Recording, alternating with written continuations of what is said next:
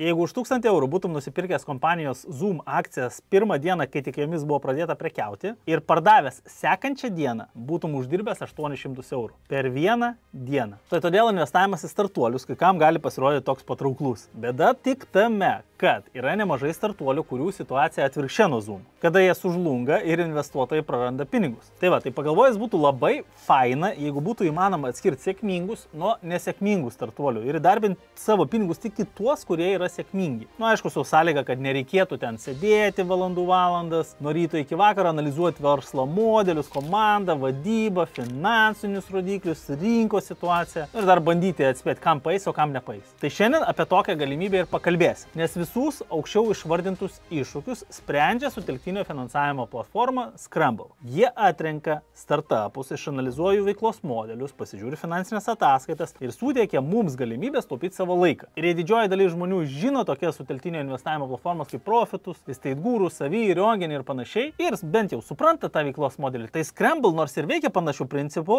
bet turi keletą esminių skirtumų, kurie jį daro tokį patrauklų investuotojams. Ir aišku, tenka apgailestauti, kad lietuviams šitą platformą yra mažai žinoma. Nors investavimas į startuolius gali būti visai smagus. Ko verta vien jau tai, kad pas juos A grupės paskolose yra 0% vėlavimo. Kas reiškia, kad tu gali lengviau planuoti savo pinigus. Na, bet apie tai pakalbėsim šiek tiek vėliau. O dabar paspausk like ir subscribe mygtukus, nes YouTube algoritmas labai mėgsta, kai žiūrovai tai padaro tuo metu, kai žiūri video. Ir mums taip tu padėsi didinti finansinį raštingumą Lietuvoje, o savo užsidirbsi gerų karmos taškų. Ačiū tau už tai. Ok, tai apie pačią Scramble platformą Lietuvoje yra keli video. Aleksandras Lukianovas, Gintaras Pociūnas, dividendų eksperimentas yra darę apie tai video. Ir dar vienas entuziastas net visą kanalą pašventė Scramble. Na, jis dalinasi ten savo patirtim, rezultatais ir toks mėgėjiškas, aišku, bet visai smagus. Tai iš principo atsiranda tos informacijos apie alternatyvius investavimo variantus. Ir tai yra gerai. Nelaikyti visų kiaušinių vienoje pintiniai, o paskirsit savo investicijas per skirtingas turto klases. Nu, tai vadinama diversifikacija. Aš pats dalį pinigų laikau banke, kitą dalį brokerėje, dar investicinį gyvybės draudimą turiu, antros pakopos pensiją, dalis yra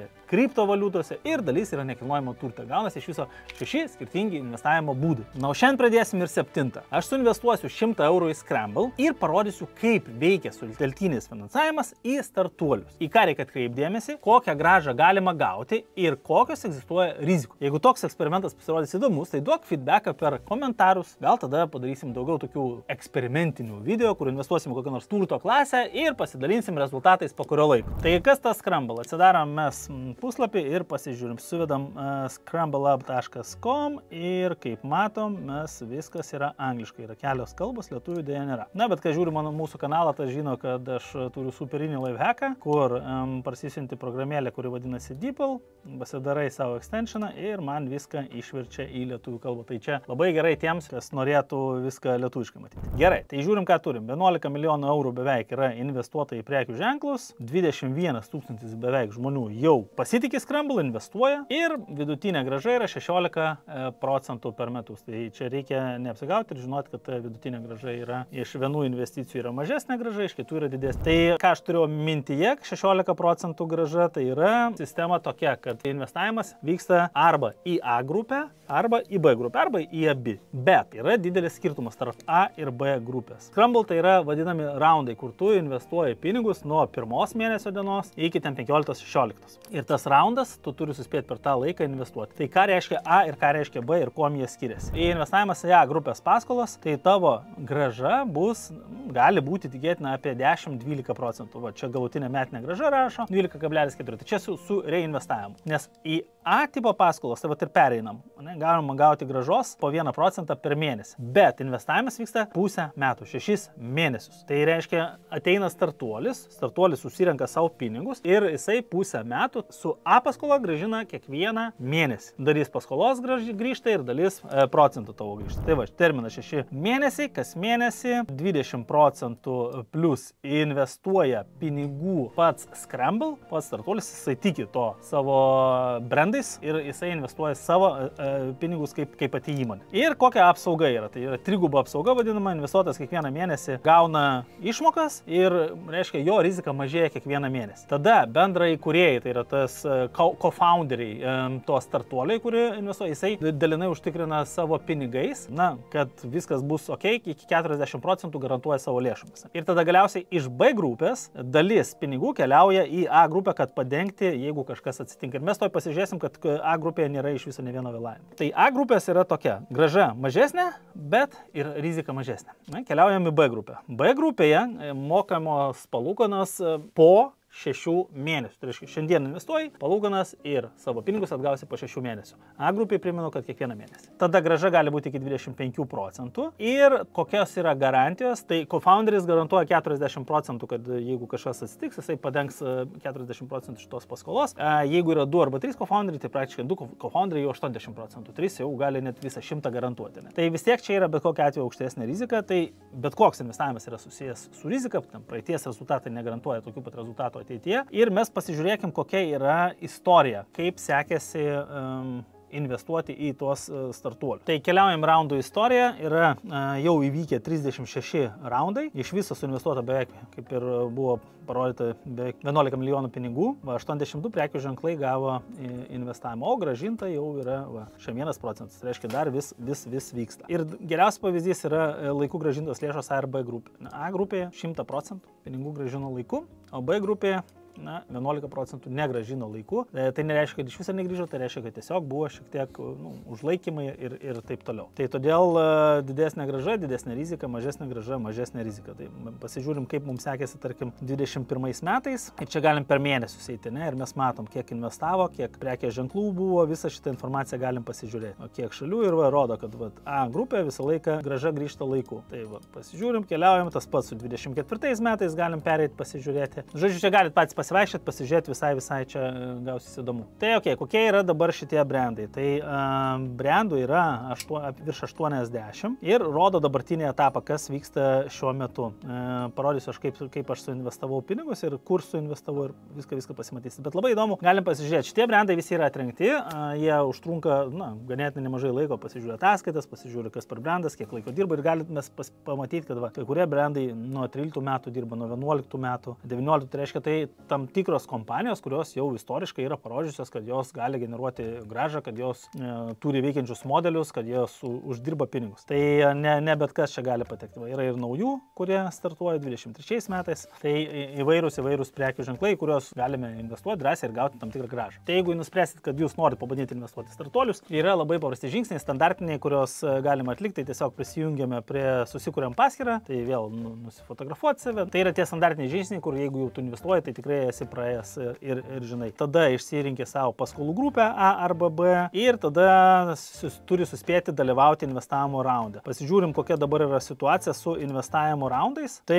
jau šiandieną tik tai 12 val. Paleidom, mes filmuojam 2 val. pusę 3 ir jau yra šiame investavimo raunde suinvestuota beveik 100 000 per 2,5 valandas. 615 000 planuoja surinkti, o 100 000 jau yra suinvestuota. Tai tikrai žmonės labai, kaip sakant, skuba, nori darbinti ir mato tame vertę. Kai tu žiūrėsi šitą video, tikėnai bus dar didesnė suma suinvestuota, bet nieko tokio, nes raundai vyksta kiekvieną mėnesį, pirmas 2 savaitės ir tikrai gali suspėti. Ką aš manau, kad dar suspėsi suinvestuoti, jeigu atsidarysi, bet tikėtinai B grupę vargu, nes B grupė yra populiaresnė, kadangi ten yra didesnė grąža, nepaisant, kad ir rizika didesnė, bet ir grąža didesnė. Tai aš suspėjau investuoti 100 eurų, toj parodysiu, kaip tai atrodo, į B grupę ir tada paskui pasidalinsiu, kaip man sekėsi rezultatą darysiu kiekvieną mėnesį ir matysim, kokie rezultatai gausi po kažkokio 3, 4, 5, 6 mėnesių. Tai kai atsidarai paskyrą, kur užtruks ten keletą minučių, persivesi pinigus yra labai paprastai. Aš persivesiu 100 eurų ir tie 100 eurų keliauja labai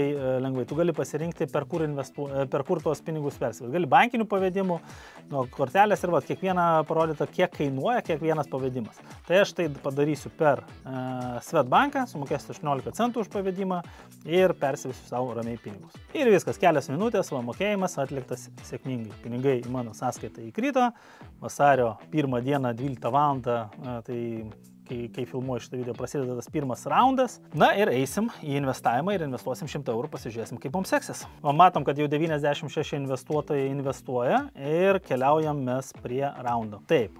Pasiemam standartinį paskirstimą, nes prioritetinio paskirstimo mums neleidžia. Spaudžiam mygtuką kitas žingsnis ir važiuojam. Tada mes turim 100 eurų ir įsidėsim juos į B grupę. Negi noriu pabandyti su didesnė rizika, tai įsidėsiu į B grupę. Persivedu aš savo grinųjų pinigų, matom, pas mane yra 100 pinigų, persivedu juos į B grupę, viskas, aš turiu B grupėje 100 pinigų. Iki 25% tikėtina turėčiau galėti gauti grąžos. Spaudžiam sekantis žingsnis ir matom užrašą. Rato rezultatai bus apdorojami 25 metų vasario 17 dieną. Spaudžiu išsaugoti nustatymus ir viskas. Ir aš jau esu investavęs. Ir čia, kaip matot, rodo, kad aš potencialiai galiu gauti 20% metinių, bet jeigu žiūrėti iki galo, tai gaunasi taip, kad aš investuoju 100 eurų, po 6 mėnesių aš atgausiu 109 eurus.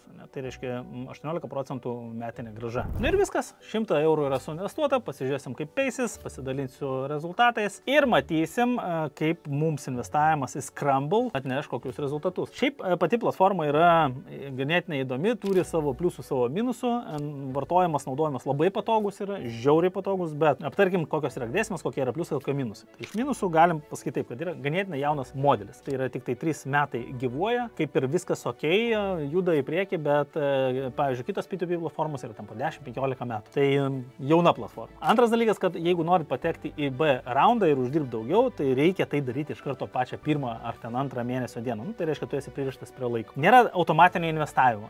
Tai kaip kitose platformos, tu gali automatiškai investuoti ten ir tau nereikia galvoti, o čia reikia tiesiog aktyviai kiekvieną mėnesį pasijungti, sudėti pinigus, ten skirti 15-20 minučių, kad tai padaryti ir viskas. Tada nėra antrinės rinkos, nes tu negali perparduoti kiekvieną mėnesį tavo pinigai, arba kiekvieną mėnesį, jeigu į A investiciją investuoji, A tipo investicijas tada kiekvieną mėnesį, arba reikia laukti pusę metų, nėra, kad aš galėčiau parduoti savo investicijas. Investavai ir viskas. Na, o pliusai yra tokie, kad tarkim, jeigu žmogus netoleruoja svyravimo, pavyzdžiui, ten kripto labai šokinėja, ir tenais akcijų rinka šokinėja, ten ETF ir panašiai, jeigu jisai netoleruoja, nori ramiai savo investuoti ir gauti savo grąžą suplanuotą, kiek jisai planuoja, čia yra pliusas, kad tu gali gauti stabilią grąžą. Tada reikia analizuoti, tikrinti, žiūrėti, už tave yra tas darbas visas padarytas ir tiesiog įdarbini savo pinigus ir ramiai jautiesi. Kitas privalumas yra, kad kiekvieną mėnesį, jeigu ją grupę investuojam, tai kiekvieną mėnesį pinigai grįžta. Ir nėra vėlavimo. Kitose platformose aš esu pats seniau investavęs į kitas P2P platformas, būna kaip labai suerzina, kai, tarkim, vėluoja arba negrįžta pinigai. Dar kas pliusas yra investuoti gali nuo 10 eurų. Tai žmogus, kuris tik tai pradeda investavimo kelionę, jam labai faina susipažinti ir